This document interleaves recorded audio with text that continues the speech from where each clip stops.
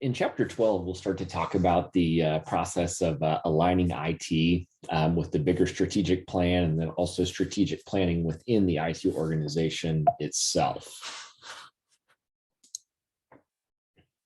So again, our key points here is we'll talk about the IT strategic plan, and we'll talk about the process of how we develop that. And we'll also include a little bit about what's called the Gartner hype cycle, which is pretty important in terms of technology, especially in health IT as fast as things evolve. So we'll start by talking a little bit about how we actually formulate and then implement our strategy, how it's developed, IT as an asset, if you will, and then just kind of, what they text calls the normative approach. Okay. The challenges we face with aligning it and what it kind of looks like when it's mature. And then again, the Gartner hype cycle. So I think it's first important to talk about some of those key definitions. So when we say formulation, that's when we start to really derive some of those decisions about the overall mission, vision, and goals of the organization, and what it will take to get it done. Okay. And then start to look at, there's always competing ideas. There's always multiple things that we need to get done, not enough time, not enough resources to get it done. So as leaders, we're forced to decide what's the most important. And it's not always very clear cut. Implementation deals with those choices we make around how we structure the organization, how we ensure that everyone within the organization has the necessary skills and the capabilities we need, and be able to carry out all of those activities from the formulation stage. Okay. So a couple of vectors that we want to think about is how the IT strategy fits into the organizational strategy of the bigger picture of the organization. So if you look at the overall organization, you're going to have, likely not far from the homepage, you're going to have a vision and mission statement. Okay. And then below that, you're likely going to have organizational priorities and thinking about how IT plays into that. And then thinking about things like continuous improvement of our core work. What are the things we do all the time? And look at the role that new technology plays in what we do. And then also think about, this one's a little more, squishy, if you will, but our strategic trajectories. Okay. So we can put it bound to a specific time horizon, but just know that, health IT evolves so quickly, it's really hard to look down the pipeline and know what's coming. Okay. So when we think about IT as an asset, and honestly, this is a fairly new way of thinking for people, especially outside of the IT organization. Typically, we view IT as a cost center, and in a lot of ways it is, but it also can serve as an asset to us, okay? So we have to think about our application layer, right? So what are those systems that we use, okay? The EHR system, registration, scheduling, billing, laboratory, radiology systems, all of those systems that support what we do, right? Where are they sourced from? Is it from a vendor? Is it in-house? How do we maintain it? How do we keep it up to date? Do we have a consistent look and feel of the application layer, right? So can our users move seamlessly from one app to the next, to the next, to the next? And where did those apps come from? Okay. So then we also talked about the infrastructure. So what are the applications capable of doing? What can they do? What can't they do? And we need to have a real accurate picture of what that looks like. Okay. And then the text notes things like, reliability, security, agility, how easy is it to support? How easy does it integrate? Those type of things. We also have our data, which can be one of the most valuable assets within the organization. Okay. We like to look at how we acquire new types of data, but with that also comes the complexity of storing that data in a secure and redundant fashion. Actually defining what is data to us and what is actually useful and what we do with it. Okay. And then how do we take our existing sets of data and incorporate that into our new processes, new data that we acquire, and all of those things. Okay. And then also we have to look at the technologies that we use. And there is a myriad of technologies out there available today that will help us analyze this data. you can spend hundreds of thousands of dollars on different systems to do this. And what I always tell organizations is start simple. In many cases, I've done some pretty complex analysis for smaller organizations using nothing more than Excel. Almost every organization has Excel. You've already paid for it. So you can start there, show some value in your data analysis, and then purchase more expensive tools. Another incredibly valuable asset that is growing in popularity, especially in today's economy, is your IT staff, the people that work for you. These people that possess highly specialized skills, such as your programmers, your interface people, your analysts, your data scientists, all these people within the organization that interact and work with these systems on a regular basis. They are highly skilled workers, and there's a lot of competition for them right now. So they are very much an asset as well. Now, what's important to note when we talk about how we develop and align our IT strategy, this first line really says it all. There is no single right way to develop an IT strategy to ensure alignment. Okay. I've been involved with this, at different levels my whole career, and you do it different every time. And sometimes you're more right than others, but you're never perfect. Okay. This has to be something that is just ingrained into what we do. Okay. As the text notes out, it should be a regular agenda item at senior leadership meetings. You should be talking about this, not necessarily in great detail every time you meet, but fairly regularly. So, for example, when I was still with the Cerner Corporation, we would sit down as a leadership team once a year and develop and review the strategic plan. So keep in mind, typically a strategic plan should be 5 years. That said, in health IT, it is very, very difficult to build out an accurate, comprehensive strategic plan that in 5 years from now will be right. Okay. So people always say, well, what do? You take your best guess and then you revisit it often. So like I said, we would sit down annually as a leadership team. We would usually go to somebody's house, get off campus so we wouldn't be disturbed, and take an entire day and sit down and work through this. And by the end of the day, by 4 or 5 o'clock in the afternoon, we had a plan. Now it still might need, to be detailed out a little bit, but we had a plan. We had key objectives. We had our strategy. We had our tactical goals that we wanted to go after, and we knew what we were going to communicate back to our team. Then is what we would do is every month in our leadership meetings, we would take 10, 15 minutes and review.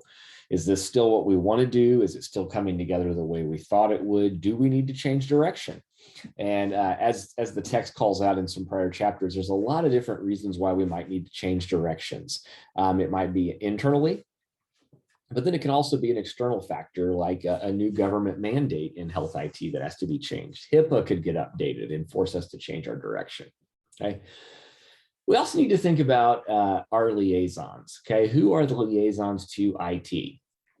So all of your major departments need to have a senior IT staff person who is that department's point of contact. This just helps us maintain continuity and just helps us to ensure we've got the voice of all these departments.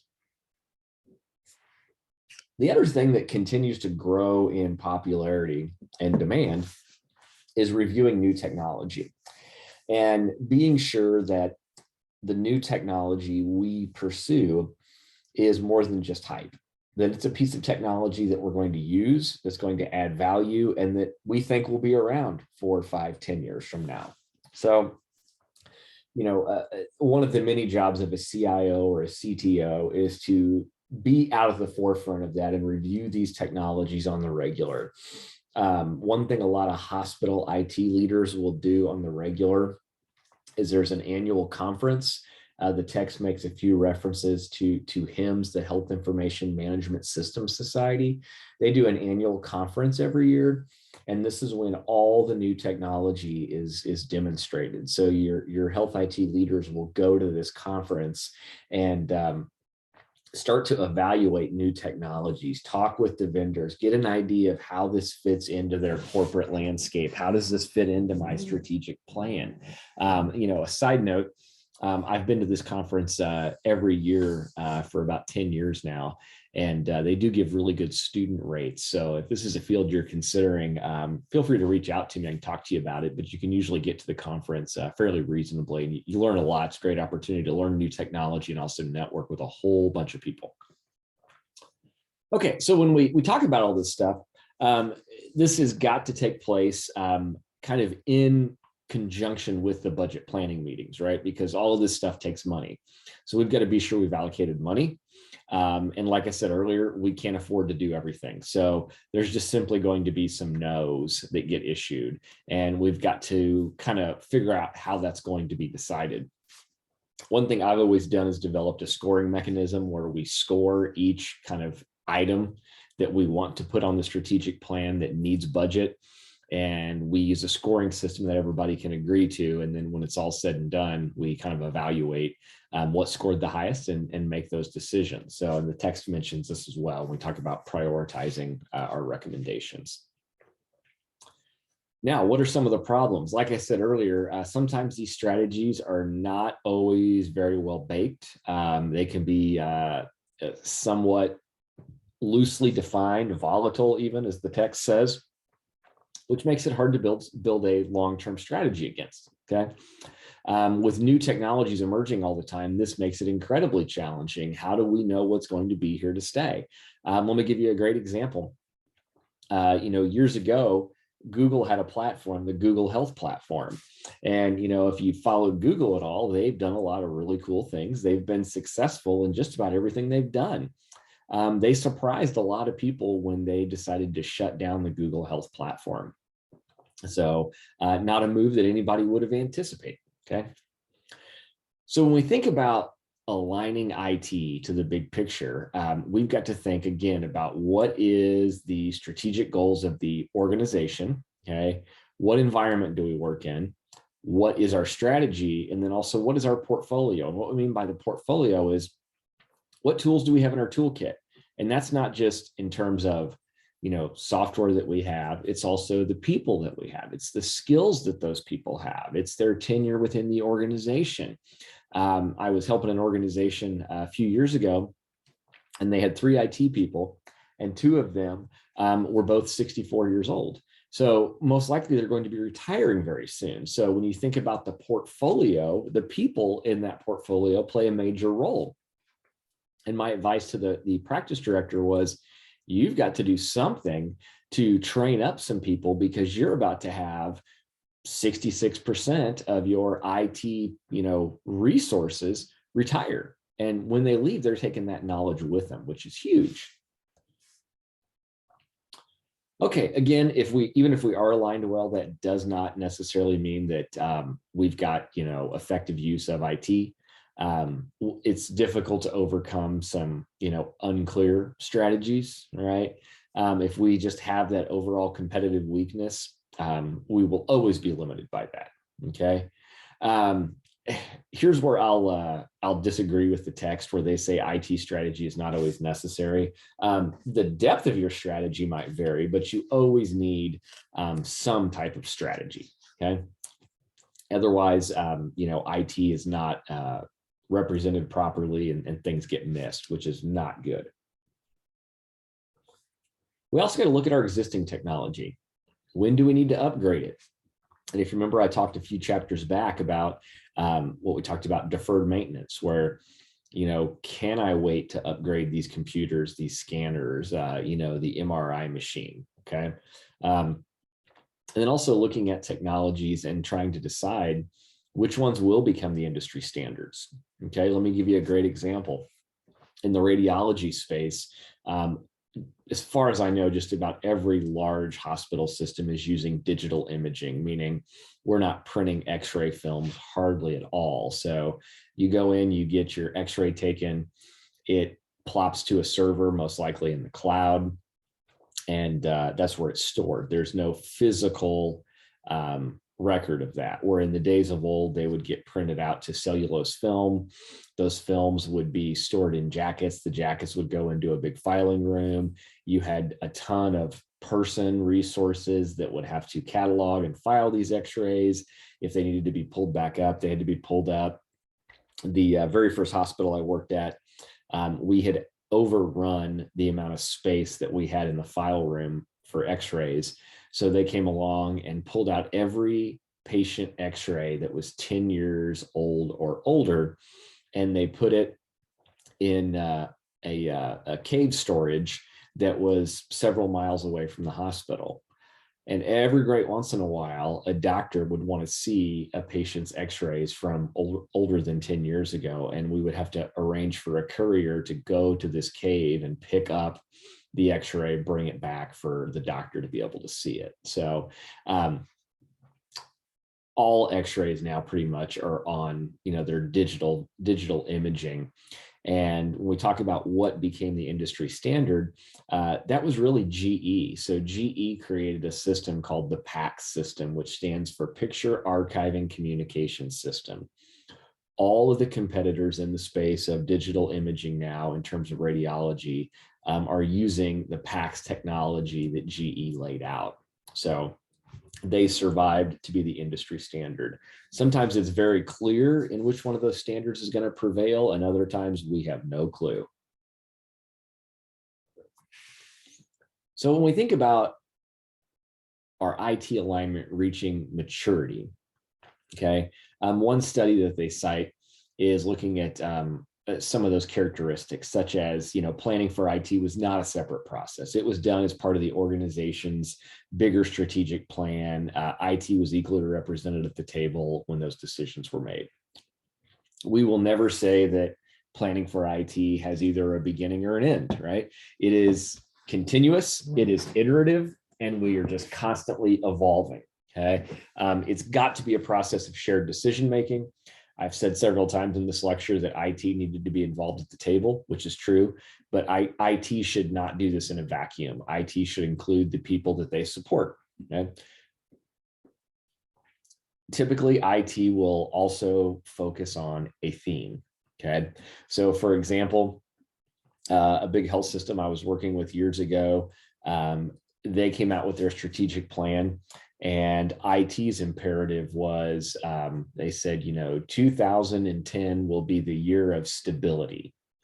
And is what that meant was they were getting all sorts of help desk tickets logged and complaints from the end users that the system crashed all the time, that the system performed slow, and it just wasn't reliable. So the IT department made the decision that for that year, they would only take software patches that were critical system fixes. They wouldn't take on any new functionality, anything of that nature, and they would focus all of their effort towards stabilizing the system. So that involved upgrading some servers, that involved putting more memory in some devices, and it did involve some training of teaching the users some new tactics. Some of them weren't using the system in the most efficient way. So that was their theme. Okay, so their theme was, we're going to stabilize the system.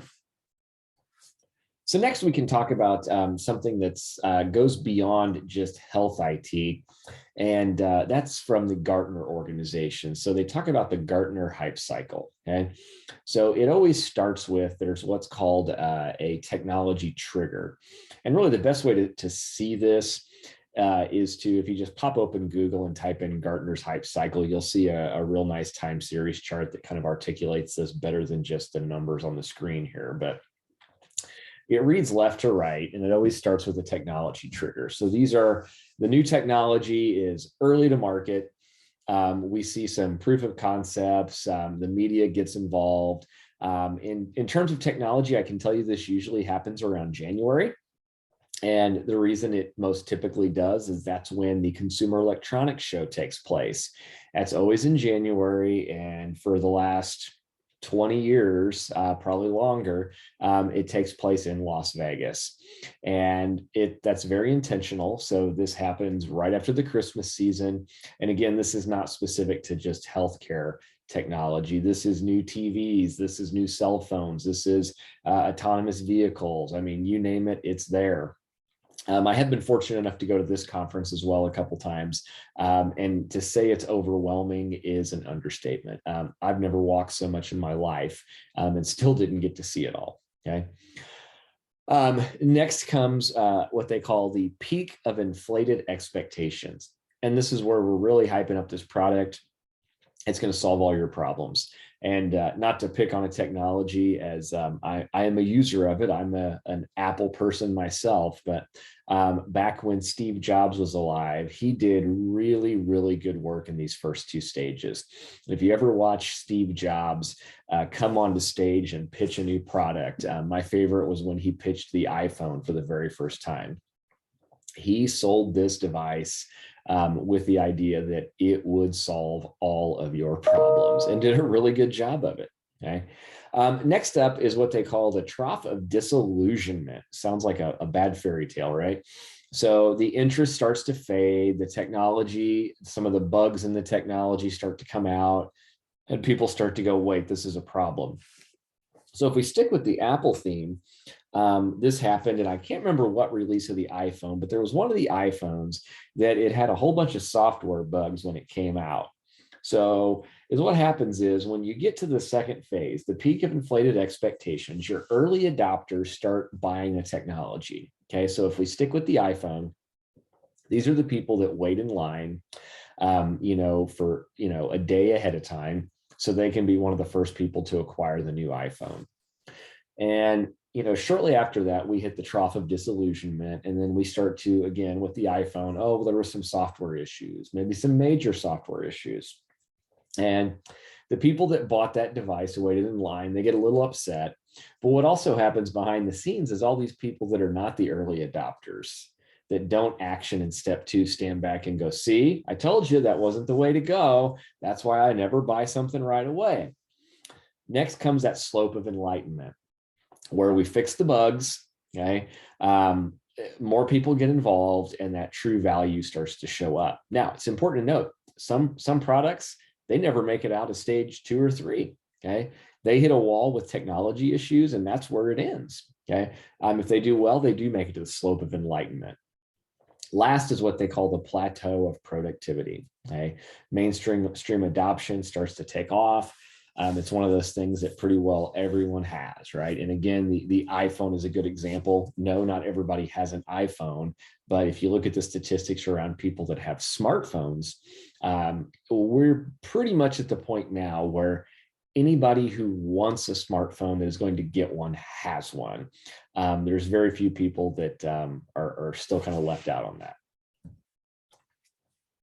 So again, talked about how we pull the strategy together, some of those tools, the vectors for developing the strategy, a little bit about the IT asset itself and those components. Again, all of this is important, but especially in today's economy, the people, those IT staff members are the most priceless commodity. So then again, some of our strategies and our challenges, and then what it looks like when we reach that maturity stage. And then again, like I said, that Gartner hype cycle. So that wraps up chapter 12. And please let me know if you have any questions.